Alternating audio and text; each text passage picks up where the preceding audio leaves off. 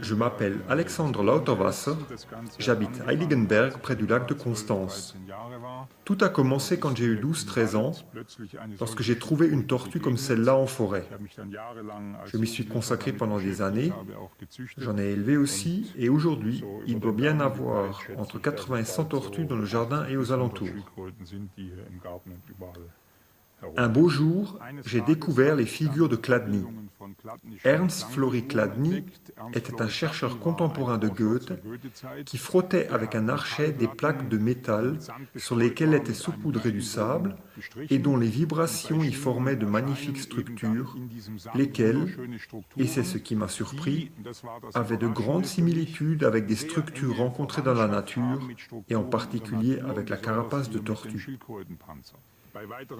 En poursuivant mes recherches, je suis tombé sur les travaux du docteur Hans Jenny, actif dans les années 60 en Suisse, qui avait repris et poursuivi les travaux de Chladni, en particulier sur des supports liquides, et après toutes ces rencontres, j'ai commencé à me procurer des appareils et à expérimenter des moyens de reproduire moi-même ces figures vibratoires.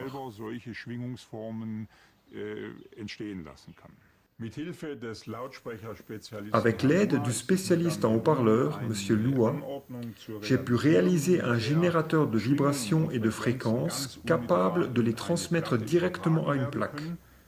Cette plaque d'acier ou de laiton ultra fine est accouplée directement à ce transformateur de son.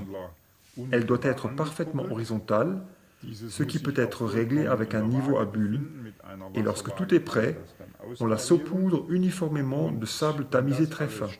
Ici du sable de Heiligenberg, c'est celui qui marche le mieux.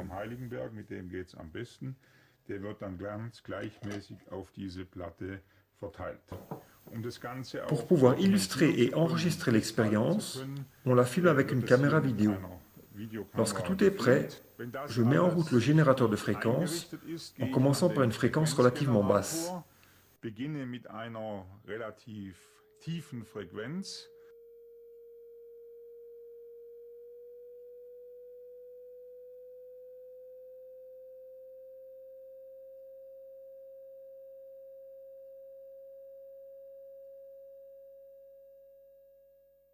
Die Chladnischen Klangfiguren führen uns Folgendes vor Augen. Wo wir schwarze Flächen sehen, ist die Vibration. Les figures sonores de Chladni nous montrent les choses suivantes.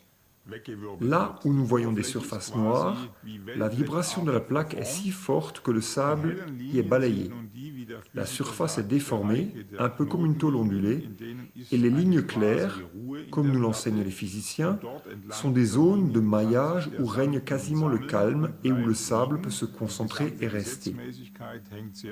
La loi régissant ce phénomène est très fortement liée à la fréquence propre de la plaque. À l'instar des poils dont chacune a sa propre sonorité, de la même façon, chaque plaque a sa propre vibration. Les tons bas donnent peu de structures étendues, plus les fréquences montent haut, plus les formes sont complexes, comme nous pouvons le constater ici très nettement, étape par étape. Il y a aussi un phénomène très intéressant lorsque l'on soumet une plaque à une fréquence allant de 200 à 20 000 Hz. Il se forme avec certains sons des structures très particulières, très nettes, jusqu'à 200 différentes dans cette plage de fréquences, et nous trouvons certaines lois bien particulières, en l'occurrence la répétition de formes et de motifs.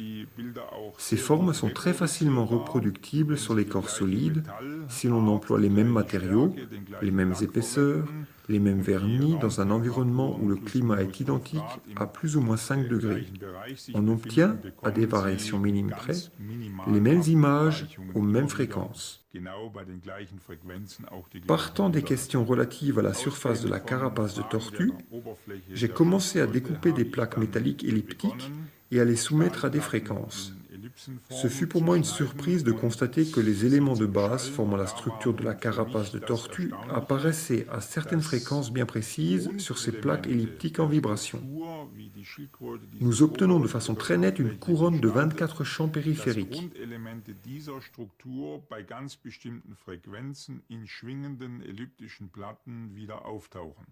Wir haben ganz eindeutig einen Kranz von Nous avons une articulation intérieure très marquée, ainsi qu'une structure correspondant à la colonne vertébrale de la tortue. Mais ce qui fut surprenant pour moi, ce fut l'exacte ressemblance avec les formes de base de la nature, telles qu'elles apparaissent ici sous forme de vibration. Von Grundformen der Natur, wie sie hier als Schwingungsbilder wieder in Erscheinung treten. La forme d'un animal, son aspect extérieur, est une propriété fondamentale du vivant, de telle sorte que l'on devrait plutôt voir et comprendre son apparence comme une composition. Le docteur Jenny a dit, de belle façon, que l'animal est une réflexion qui, par son aspect extérieur, nous montre quelque chose du monde intérieur.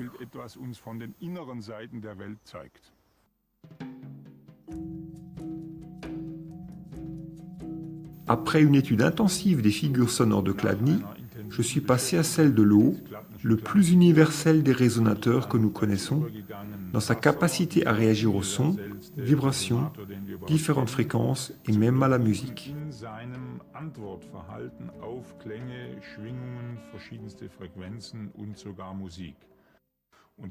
J'ai pu examiner certains phénomènes grâce à des expériences approfondies. Pour cela, j'ai développé des récipients spéciaux qui peuvent être couplés à ce transformateur de son pour que les vibrations puissent être transmises directement, sans perte, à l'eau.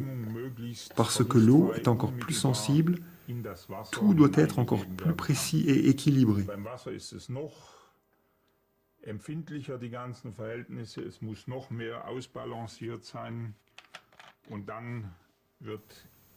On remplit la coupelle d'eau distillée.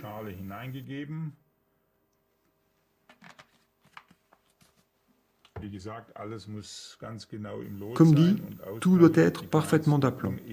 La moindre inégalité conduit à une répartition irrégulière de l'eau, ce qui perturbe aussitôt la clarté des images.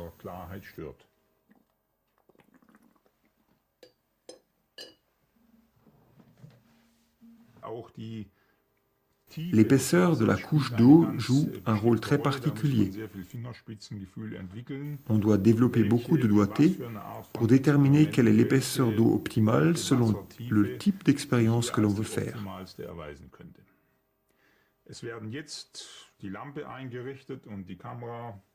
Les lampes vont maintenant être installées, ainsi que la caméra, et l'on va pouvoir commencer l'expérience en transmettant les vibrations au récipient par le bas. L'eau est particulièrement intéressante parce qu'elle est considérée comme le résonateur le plus universel, ou comme le disait Novalis, c'est le chaos sensible, donc extrêmement ouvert et réceptif à toutes les influences, aux vibrations en particulier. La loi fondamentale régissant les figures sonores de Chladni s'applique très similairement aux images sonores d'eau, à savoir, des sons bas provoquent des structures d'ondulation plus étendues, comme nous pouvons le voir de très belle façon ici, avec un son sinusoïdal unique donnant un motif ondulant large. Et en changeant la hauteur du son, cela le densifie en conséquence.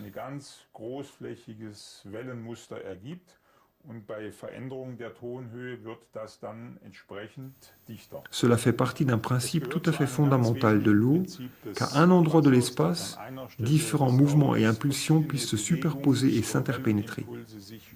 De cette façon, il est possible que ces structures et schémas très complexes puissent se former. Nous voyons ici une autre fréquence et une image très complexe. Si l'on observe ce que donne une seule et unique note, d'une part, quelle dynamique émane de cette vibration, et d'autre part, quelle variété de principes, de formes apparaissent dans l'eau. Grâce à toutes ces images, on peut très bien se rendre compte du principe de fonctionnement de l'onde statique. Le physicien l'appelle justement ainsi parce que, bien que tout le système soit en vibration et se meuve continuellement, l'ordonnancement de la structure dans l'espace présente une image visuellement stable. Ce que l'on peut aussi remarquer très nettement, ce sont les deux types d'ondes de base, une radiale, linéaire, passant par le centre, et une annulaire émanant du centre vers la périphérie et y retournant. Toutes ces figures, ces images sonores se forment à partir d'une superposition de ces structures radiales et annulaires. Dans tous ces phénomènes apparaissent des schémas vibratoires dont la parenté avec des schémas et des structures trouvées dans la nature surprend et ne finit pas d'étonner.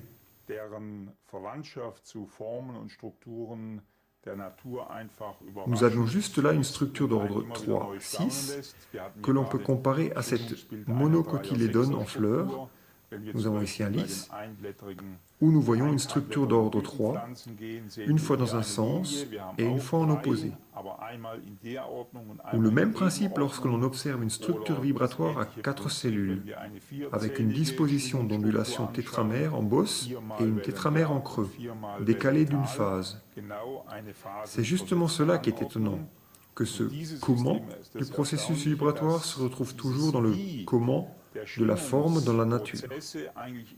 Ici, un bouton de Paris quadrifolia, un ordre 4 très net, la feuille verte plus large, puis une très fine intercalée et encore une forme 4 entre elles, ou ici un cactus, et nous découvrons exactement comment cette similitude interne de forme permet de conclure à un processus commun d'apparition interne de vibration.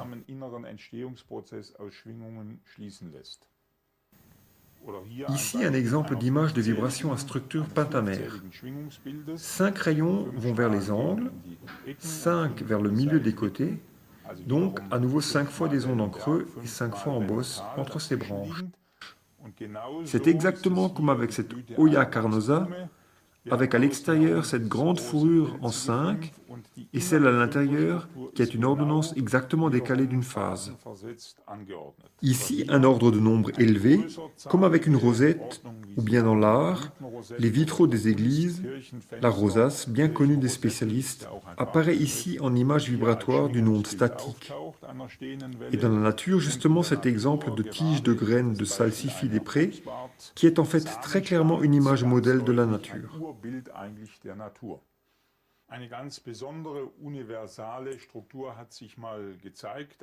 Une structure universelle bien particulière s'est montrée lorsqu'en procédant au réglage de la caméra, j'ai utilisé une fréquence au hasard.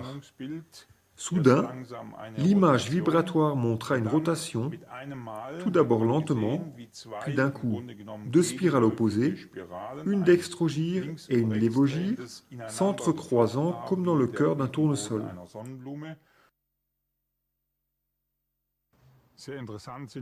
Très intéressants sont les derniers résultats de la recherche sur les biophotons qui nous montrent des processus extrêmement captivants dans la photosynthèse. En fait, que chaque plante a sa façon de faire descendre sur la Terre, si l'on peut dire, des aspects particuliers de la lumière. Dans la physique, on considère de façon centrale que la lumière est vibration. Ainsi, on peut dire qu'en fait, d'une certaine façon imagée, on se nourrit de lumière.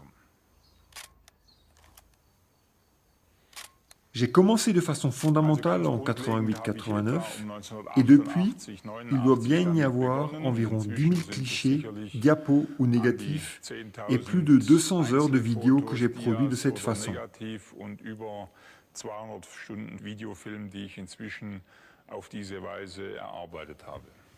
Après tous ces films, ces phénomènes, j'ai également voulu savoir comment la musique pénètre l'eau et j'ai voulu observer ces formes de mouvement dans des structures sonores complexes.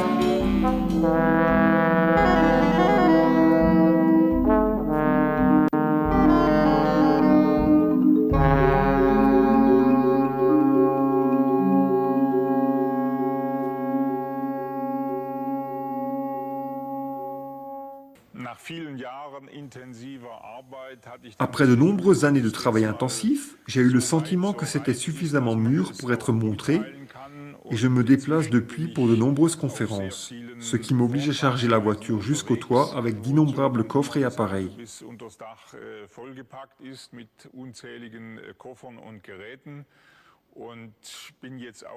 Cela fait la 3e année que je participe au symposium de l'eau de Lucerne, où à chaque fois, il a été possible de présenter le thème de l'eau de belle et impressionnante façon aux gens.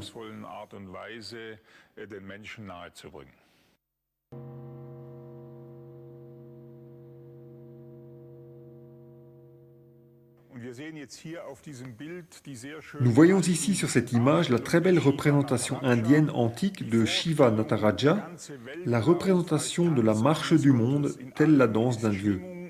La vibration est dans tout, tout est rythme, tout est musique. Nous voyons bien ici en haut et à droite, il tient un petit tambour.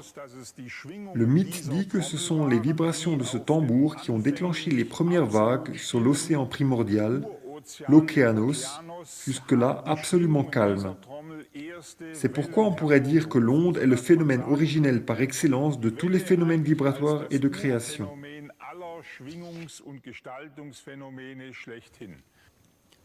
Si nous examinons notre propre culture, nous avons ici, sur cette gravure sur bois de la fin du Moyen-Âge, une très belle représentation de l'idée de la Genèse. Et Dieu parla, ou comme au début de l'évangile de Jean, au commencement était le Verbe. Vous voyez tout autour de la grande sphère, le ciel, les anges, les étoiles et Dieu, et puis, ce qui est capital dans notre sujet, un grand cercle, l'Océanos des anciens Grecs, le liquide primordial dont notre H2O n'est plus, d'une certaine façon, qu'un écho. Ce fluide représente exactement cette dimension, ce champ de force qui fait le lien entre ce spirituel originel, ce cosmique périphérique et le processus de formation, de matérialisation du monde, qui ici se densifie, s'accomplit au centre, comme nous pouvons aisément le constater. Par exemple, les processus qui apparaissent lorsque l'on met une goutte d'eau isolée en oscillation. Prenons donc une goutte d'eau, telle qu'on la trouve sur un pétale ou bien une goutte de rosée, et vous voyez, avec les premières formes de mouvement, un mouvement très simple de montée et de descente. Goethe aurait parlé de phénomène premier, le plus simple est le premier phénomène de formation se manifestant par un bombage et un affaissement. Le bord reste encore parfaitement rond, mais nous avons déjà un processus polaire. Vous voyez qu'il s'est formé au centre, dans le liquide, une petite bulle d'air qui nous montre à nouveau que la substance de l'eau, à l'intérieur, décrit un mouvement d'écoulement et de circulation complètement différent du mouvement plastique à l'extérieur. Si nous augmentons maintenant légèrement la quantité d'eau, disons 2, 3, 4 gouttes, ainsi que la fréquence, il se passe alors soudain, selon une loi générale comme chez Chladni, que les structures deviennent multicellulaires. Nous n'avons pas seulement 3, 4 dômes, mais 5, 10 et plus, et nous avons des articulations intérieures.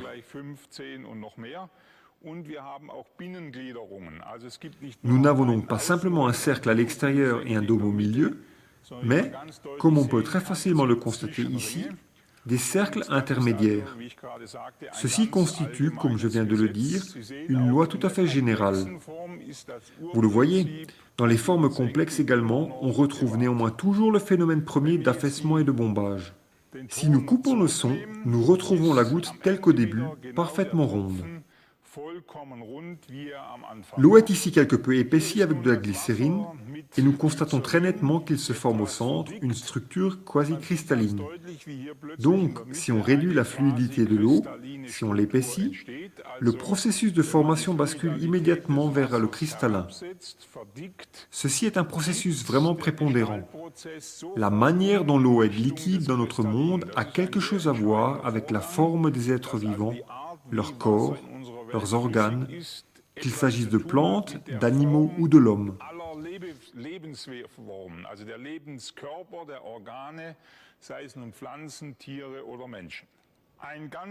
Un cas très spécial, dans une plage de fréquence bien particulière, autour des 11 388 Hz, nous avons un phénomène bizarre.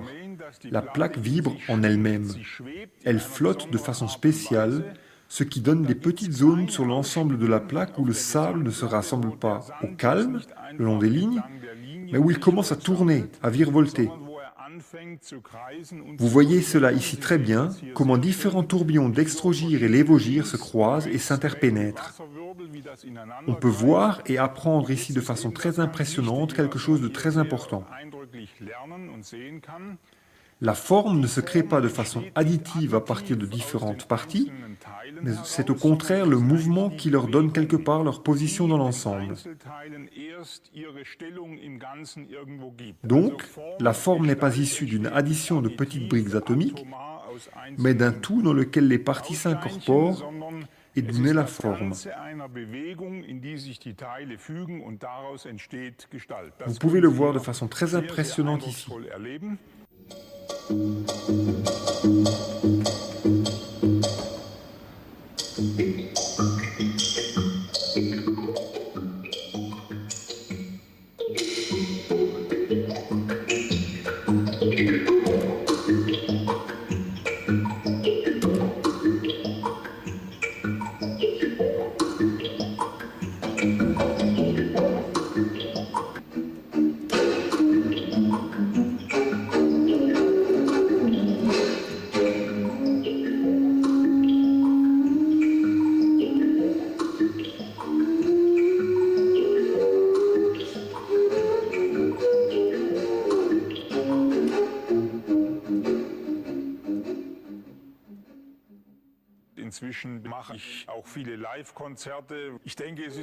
Depuis, je fais aussi beaucoup de concerts en public. Je pense simplement que le moment est venu de rassembler et d'intégrer quelque part les différents courants dissociés de l'art d'une part, les sciences naturelles et aussi la philosophie d'autre part. Ces différentes façons de vouloir comprendre le monde, que l'un des côtés, l'une des directions, l'un des arts puisse aider l'autre à une compréhension plus profonde.